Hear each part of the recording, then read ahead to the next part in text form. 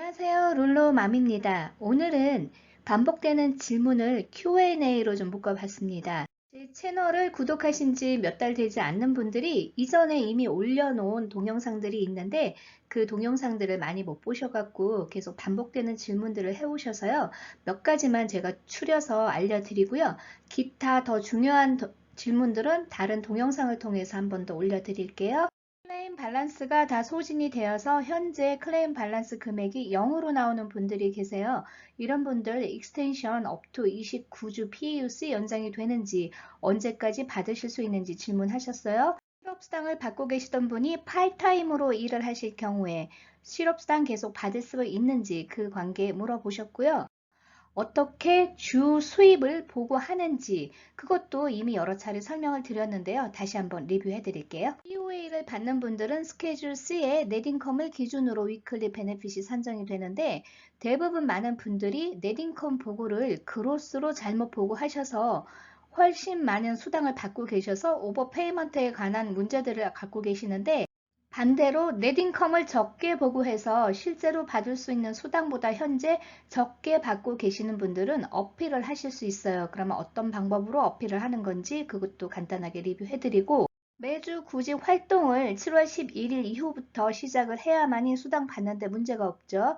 그래서 프로그램 타입별로 매주 몇 개의 구직 활동 정보를 입력해야 되는지가 정해져 있어요. 그래서 여러분이 현재 어떤 프로그램 타입으로 받는지 확인하신 후에 매주 구직 활동을 하시는 거를 제가 리뷰해 드릴게요. Q&A로 설명드릴게요. 마지막 설티파이를 7월 18일 날 한 후에 클레임 밸런스 금액이 지로로 변경이 되었어요. 이럴 경우에 29주 PEUC 연장이 되는지 질문하셨어요. 수당을 받을 자격이 된다면 up to 29주까지 PEUC 연장이 됩니다. 그런데 EDD 시스템에서 볼 때는 PEUC 29주가 PEUY로 표기가 돼요. PEUC 프로그램에 대해서 많이 혼돈스러우신데 다시 한번 리뷰해 드릴게요. 자, PEUC라고 우리가 얘기하는 프로그램엔 뭐가 있죠? PEUC라고 표시가 되는 게 있고 익스텐션 티어 2라고 나오는 게 있고 익스텐션 티어 2 어그멘테이션이라고 나오는 게 있어요. 이게 모두 우리가 말하는 PEUC예요. 일반 PEUC로 표기되는 거는 처음에 13주로 연장되었던 그 수당을 말하는 거고요. 이거는 표시가 EDD에 그냥 PEUC라고 나와요. 익스텐션 티어 2라고 나오는 거는 PEUC 추가 11주 연장된 프로그램을 말하는 거예요. 그러면 EDD 시스템에는 이게 PEUX라고 표시가 돼요. 그러면 익스텐션 티어 2 어그멘테이션은 총 29주 추가 연장 9월 4일 엔딩 위크까지 페이되는 그 수당을 말하는 거예요. 이거는 EDD에 PEUY라고 표기가 돼요. 하지만 이 지금 맨 오른쪽에 있는 프로그램 타입 PEUC, PEUX, PEUY 이거는 여러분들이 볼 수 있는 시스템은 아니에요. 그래서 여러분들은 맨 왼쪽에 있는 걸로 표기가 되는 거예요. 그래서 제가 시뮬레이션 할 때는 가운데 있는 것처럼 PEUC 13주냐, 11주냐, 29주냐 이렇게 표현을 하지만 결국은 이거는 다 하나의 PEUC 프로그램이라는 거예요. 이름만 이렇게 달라 보이지만 결국은 PEUC 프로그램이에요. 계산상으로는 29주 연장이 되는 건 맞지만 엔딩 위크 9월 4일까지 지급을 해주겠다라고 규정이 되어 있기 때문에 29주를 소진하려면 뭐 12월까지도 갈 수 있잖아요. 그렇게 지급한다는 얘기는 아니고요. 29주가 연장은 되지만 클레임 밸런스가 남아있던 없던 9월 4일 엔딩 위크까지 지급을 해준다는 거예요.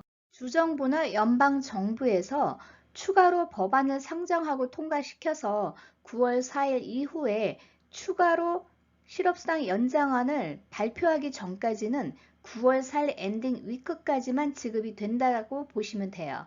추가로 연장되는 것이 상정될 가능성이 있다면 벌써 언론에서 이야기가 나왔어야 되는데 지금까지 아무런 발표가 없는 걸로 봤을 때 9월 4일 이후로 수당이 연장될 가능성은 적다고 보여집니다. 일하시던 직장으로 다시 돌아가긴 하셨는데 풀타임이 아니라 팔타임으로 일을 할 수밖에 없는 상황이 생길 수가 있어요. 이런 분들 수당 계속 받을 수 있는지, 인컴 보고는 어떻게 하는지 그거 질문하시는데 주 수입이 얼마인지에 따라서 수당을 받을 수 있을지 없을지가 결정되는 거예요. 수입에 대해서 보고를 하시면 EDD가 75%에 대해서만 공제를 하고 나머지 25%를 주 수당으로 지급을 해줍니다. 주 수입이 발생되면 반드시 매주 서티파이 하실 때 수입 보고를 하셔야만 됩니다.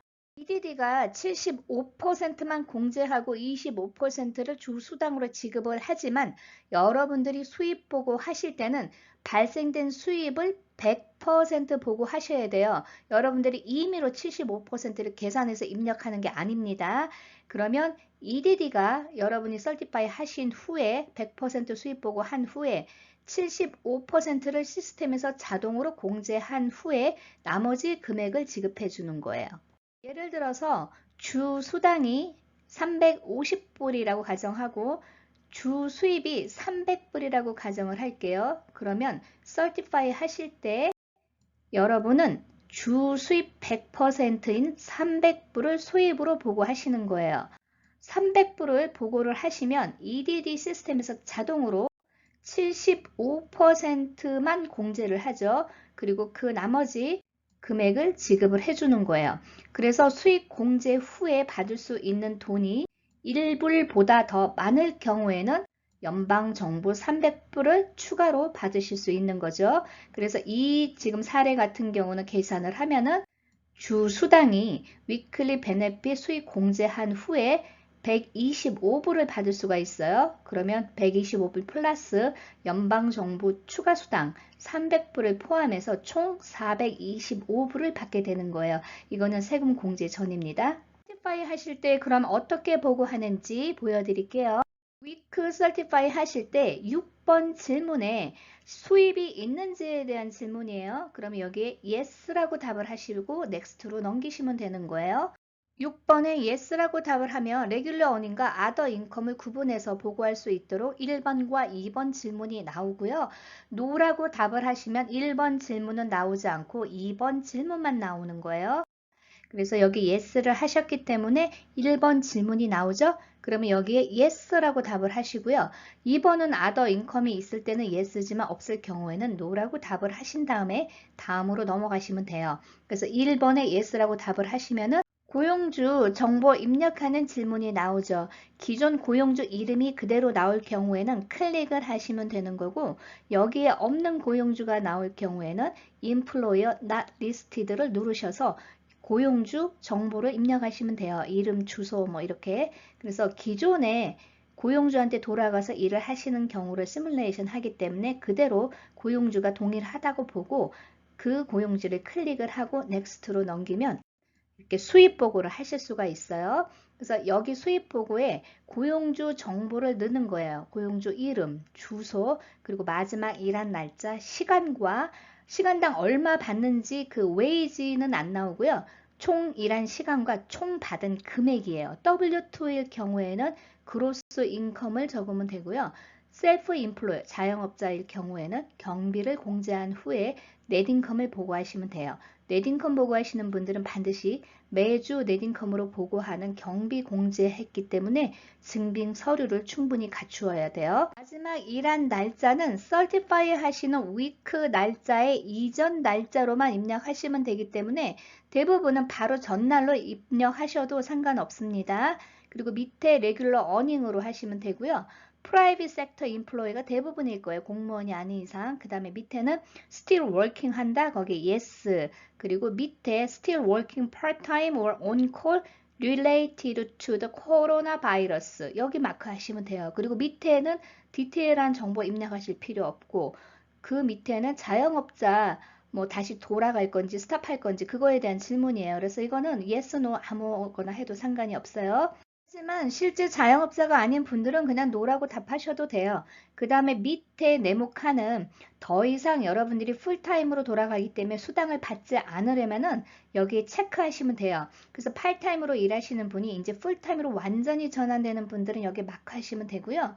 아예 처음부터 수입이 없던 분들은 이 화면을 쓸 수 없기 때문에 더 이상 certify만 하지 않으시면 수당 지급이 되지 않습니다. 그리고 맨 마지막 질문에는 추가로 다른 인플로이한테 수입이 더 있는지 질문이에요. 그래서 2잡, 3잡 뛰는 분들은 yes 하신 다음에 똑같이 동일하게 수입을 보고하시고 이 지금 원잡만 있는 분들은 no라고 하신 다음에 next로 넘기시면 돼요. 우체국에서 사용하는 주소를 확인하는 건데 대부분 맨 위에 스탠다이즈드 어드레스 클릭하시면 그대로 서밋 하시면 되고요. 특수하게 주소가 맞는데도 PO박스나 이상한 번호를 넣어야 되는 분들이 있어요. 이런 분들은 모디파이 하신 다음에 그 번호를 추가하실 수 있어요. 그래서 여기서 서밋 하시면은 그 다음 설티파이 하는 과정이 계속 동일하게 진행이 됩니다. 이렇게만 수입 보고 하시면 돼요. POA 받는 분이 처음에 넷인컴 보고 하실 때 적게 잘못 보고 해가지고 실제로 계산을 해보니까 400불씩 받을 수 있는데 200불, 즉 더 받을 수 있는데 지금 적게 받고 계신 분들이 있어요. 그러면 2019년도 세금 보고 자료를 기준으로 하기 때문에 더 받을 수 있는지에 대해서 궁금하시죠? DE10000M 어필 양식과 1040 텍스 리턴 하셨는데 자영업 넷인컴을 증빙할 수 있는 스케줄 C 양식 2019년도 거예요. 같이 첨부를 하신 후에 위클리 베네핏이 현재 얼마인데 이 넷인컴을 기준으로 했을 때 얼마로 받을 수 있기 때문에 새로운 위클리 베네핏으로 지급을 해달라고 어필을 하시면 돼요. EDD에서 여러분의 케이스를 다시 리뷰를 할 거예요. 근데 이 리뷰하는 시간은 몇 주가 소요될지는 잘 모르지만 결국 나중에 결정이 나면 지급받으실 수는 있어요. 그래서 만약에 EDD가 여러분들이 새로운 위클리 베네핏 더 많은 금액으로 받을 수 있는 자격이 된다라고 결정이 나면은 여러분들이 처음 수당을 받았던 그 기간으로 소급해서 받으실 수가 있어요. 근데 간혹가다 에러가 나가지고 중간 날짜가 끊기는 경우도 있어요. 그럴 때는 다시 어필을 하시는데 받으실 수 있기 때문에 여러분들이 포기하실 필요는 없다는 거죠. 매주 굳이 활동을 해야만 수당이 순조롭게 이제 나오는데 그러면 매주 몇 개의 굳이 활동을 하는지 계속 강조해 드리는데 프로그램 타입에 따라서 다르다고 그랬죠. 여러분들이 현재 어떤 프로그램 타입으로 수당을 받고 계신지 알아보고 싶다 그러면은 EDD 로그인 하신 후에 맨 위에 이렇게 쭉 그림이 있죠. 그곳에 히스토리라고 되어 있는 데를 누르시면 돼요. 그러면 클레임 히스토리가 쭉 나와요. 그 중에 오른쪽에 트랜잭션 디테일이라고 나와 있는데 보면은 트랜잭션이라고 되어 있는 데 있어요. 여기를 누르시면은 빨간거 서클해 놓은 것처럼 프로그램 타입을 보실 수 있어요. 이 샘플 같은 경우에는 익스텐션 티어 2 어그멘테이션이니까 PEUC 29주 연장을 받은 거예요. 그래서 이렇게 확인하실 수 있어요. 프로그램 타입 표기는 UI, PEUC, Extension Tier 2, Extension Tier 2 Augmentation, PUA는 PUA라고 표기가 되는 게 아니고 Disaster Assistance라고 나와요. 이게 PU예요. 혹은 FedEd, 그리고 대부분은 FedEd Extension 이렇게 나와 있을 거예요. 그래서 이 중에 하나라도 나오면은 여러분들 프로그램이 뭔지 알 수 있어요. 매주 한 개 이상 굳이 활동 정보 입력해야 되는 경우도 있고 3개 이상을 입력해야 되는 경우도 있다 그랬죠. 그 프로그램은 이렇게 표시할 수 있어요. UI, PUC, Extension Tier 2 혹은 Extension Tier 2 Augmentation, PUA 모두 일주일에 한 번만 굳이 활동을 하면 되고요. FedEd 혹은 FedEd Extension 둘 다 전부 FedEd 프로그램이에요. 이 프로그램으로 수당을 받는 분들만 3개 이상 굳이 활동을 하시면 됩니다. 이전에 DE238 노리스를 받으신 분들이 있어요. 7월 이전에. 대부분 5월에도 많이 받으셨는데 이런 분들이 그때 페드에드였다면 지금 현재 프로그램 기준으로 가기 때문에 예전 거는 무시하셔도 돼요. 그래서 7월 11일 이후에 DE238 구직 활동 요청이 인박스로 왔을 경우에 지금 현재 프로그램 기준으로만 여러분들이 왼쪽처럼 한 번만 할 것인지 오른쪽처럼 3번 이상 해야 되는지를 구분하실 수 있어요. 대부분은 다 왼쪽에 해당이 될 겁니다. 실업수당 베네핏 시스템에 대해서 굉장히 복잡하기 때문에 여러분들이 이 시스템을 접해 본 적이 없으셨기 때문에 계속 제가 설명을 드려도 동영상에 있는 질문을 또 하시는 경우가 많아요. 그래서 제가 계속 반복되는 질문들을요, 간단하게 몇 개만 묶어봤습니다. 이 외에도 계속 반복되는 질문들을요, 제가 좀 모아서 다른 질문으로 한번 Q&A 작업을 한번 해볼게요. 좋은 하루 되시고요. 좋아요, 구독 부탁드립니다. 감사합니다.